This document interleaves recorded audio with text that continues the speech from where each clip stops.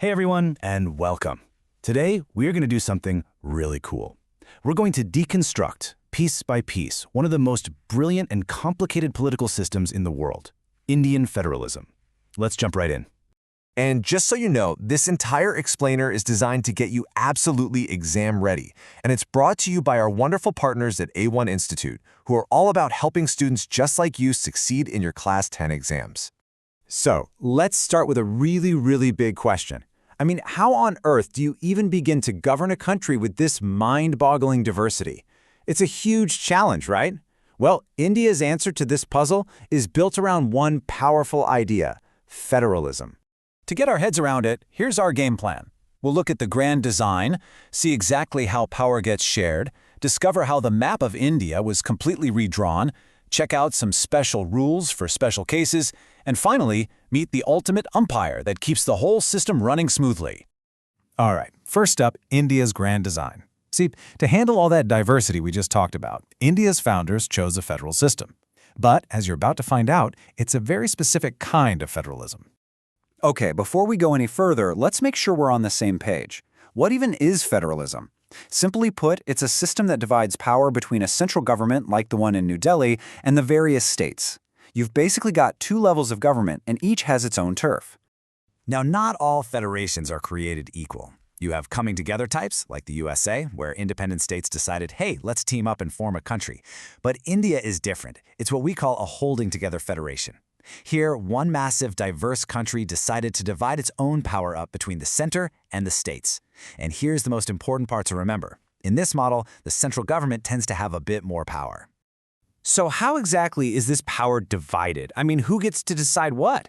Well, the Constitution lays it all out with a really clever system. 3 lists that specify exactly who makes the laws about what. It works like this. First, you have the Union List. This is for things that affect the whole country, like defense or banking. Only the central government can make laws on these. Then, you've got the State List, for more local stuff like police or agriculture.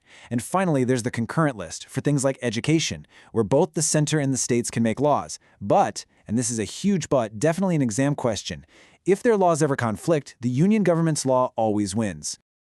This brings up a really interesting point. The Constitution was written a long time ago. So what happens when new subjects pop up that nobody could have possibly imagined back then? Things like computer software, or cybersecurity, or AI. Where do those fit in? Well, the answer is something called residuary powers. Basically, for any subject that isn't on one of those 3 lists, the power to make laws automatically goes to the union government. That's a key detail, so make sure you file that one away for your exams. So, that's the blueprint, the theory of how power gets divided. But how did it actually hold up in the real world? Well, the system faced its first gigantic test when people demanded that the entire map of India be redrawn. Just look at the difference here. The map from 1947 shows states that were basically drawn for the convenience of the British rulers.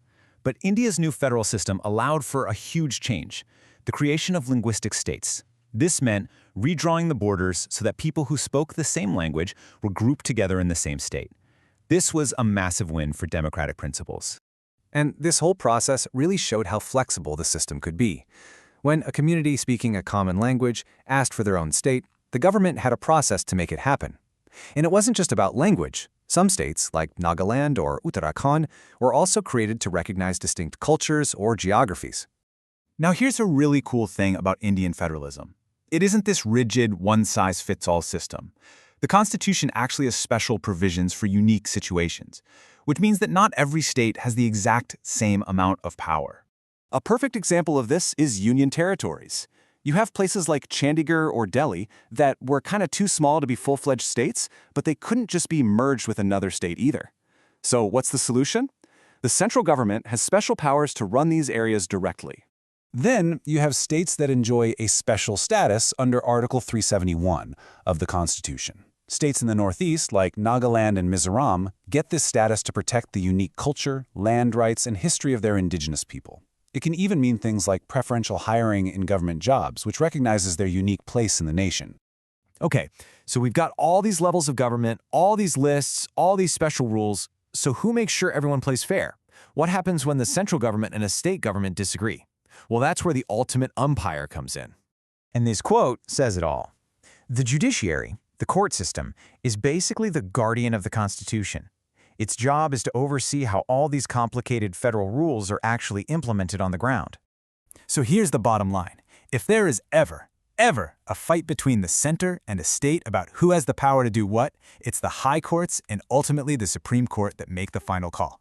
They look at the Constitution and they settle the dispute. End of story. All right, let's do a quick fire recap. These are the absolute must-knows for your exam. Ready?